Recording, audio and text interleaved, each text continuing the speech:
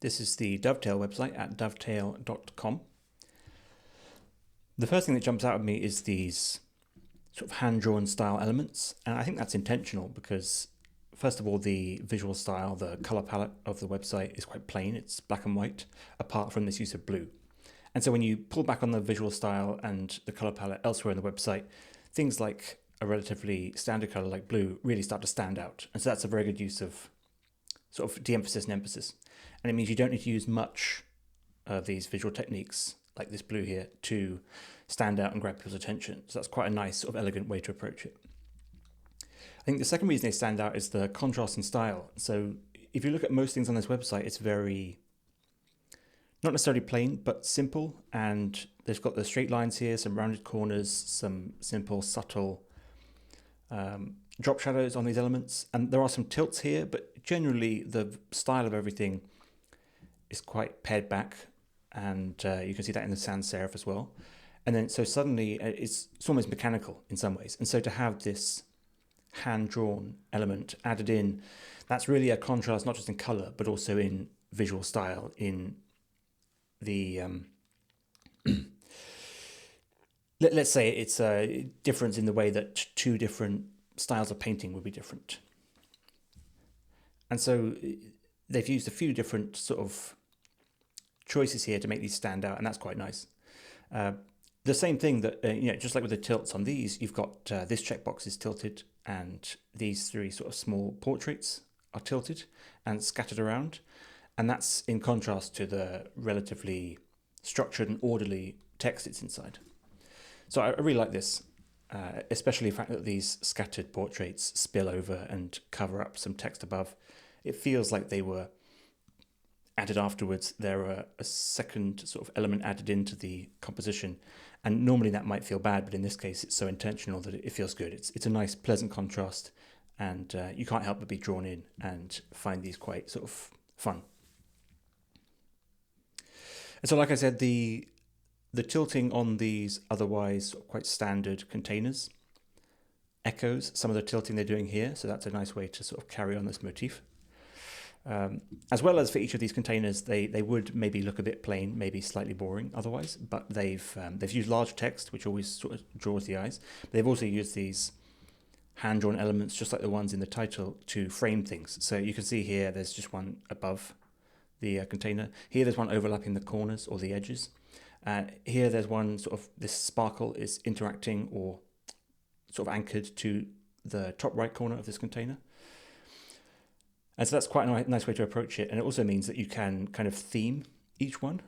If you see here, they've got these eyes, and this is about finding things hard to navigate from the homepage to relevant playlists. So that's about looking for something, Here, I don't know what this person is talking about in their video, but this sparkle, might be to do with the excitement you get from having these videos of people giving feedback about things. This is quite an exciting and maybe useful feature to have video included in your Dovetail sort of feedback and research repository. Down here, you've got this microphone, which relates to songs or artists. So that, again, that's relevant. And so this is a nice way, not necessarily simple because these things aren't easy to draw well, but it's a nice way to improve the visual interest of these things, but also keep it relevant. So they're doing something here which generally I'm against, which is that the text is animating in as you scroll down. One thing I like about this approach, though, because if it does have to happen, I think it should happen this way, is that first of all, the text is already there from the start, right? So you've got text in a much fainter color, less contrast, but it's there if you really want to read it, if you really need to get a sense of what it says. It's already there. As you scroll down, it starts to fill in, right? Some people do this where they don't have any text here at all in the fainter color.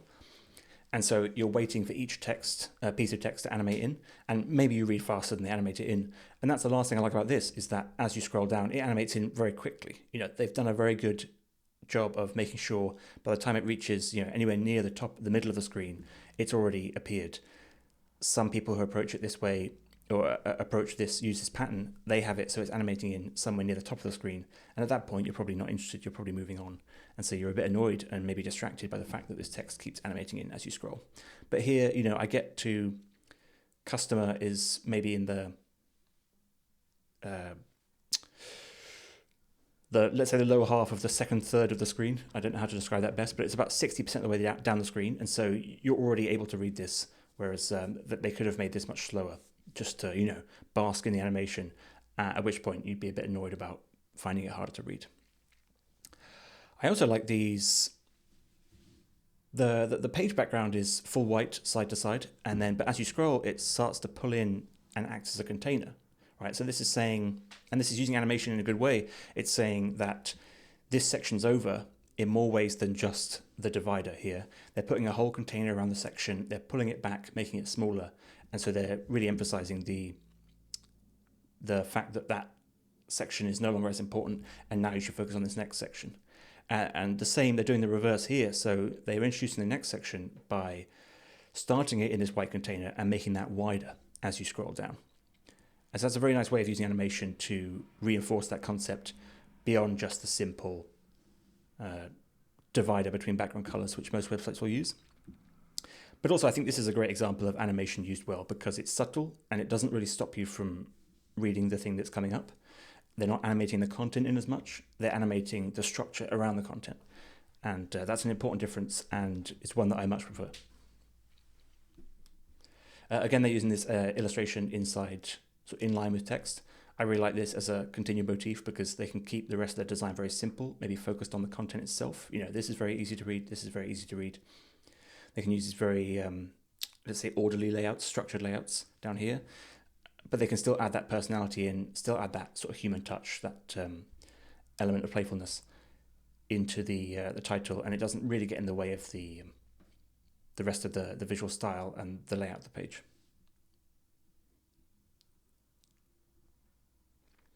I like that they've used the same style of animation, this hand-drawn purple. Here they've used it to make it very clear that this is a quote. That's not the same in this case, for example. They've put that in more as to add a bit of flavour to the idea that you can find answers. Or maybe this is the person that has burning questions. They've added that more for flavour, whereas here it's more informational, right? So they've still used the same style, they've used it for a different purpose. And that's a nice way of making the website feel coherent all the way down.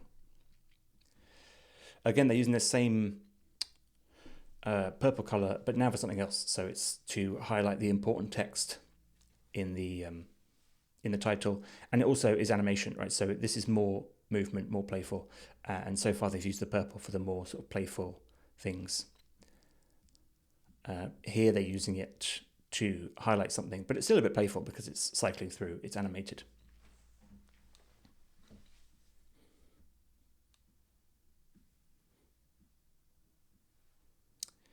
I'm never personally a fan of this style of presentation where they focus everything on one sort of series of points that get animated in. I will say that's probably because I'm looking through websites mainly to focus on the visual style, the interaction design. And so this almost feels like it slows down the process.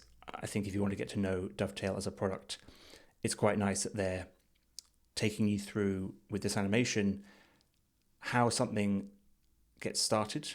So here you've got everything you've gathered. You pull in and it's focusing on this conversation with Emily. It's highlighting what happened when they discussed something with Emily. That highlight is becoming just the highlight text on its own. So they've pulled it out of that conversation and they've put it into a grid of other highlights, right? So if you are curious, unlike me, about the purpose of this app, this animation is quite a nice one, and I assume it took quite a while to put together to show you that journey from beginning to end of how this app can be useful for you.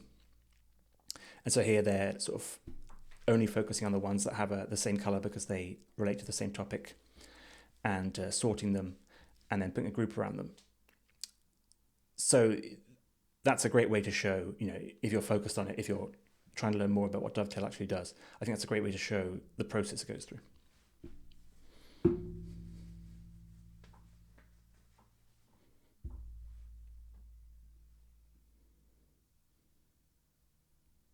Okay, so these containers are in this sort of standard grid, and you might think it's relatively plain when you first look at it.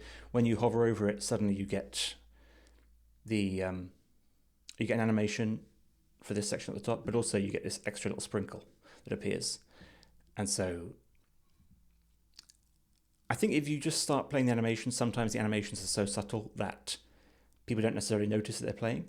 I think these extra sprinkles, probably mainly there for branding, mainly there for personality, but they also help to highlight the one that you've hovered over, along with things like this more subtle drop shadow and the slight increase in size of the container. Putting the sprinkle on the edge and on this one really helps to highlight the one you've hovered over as a sort of active state.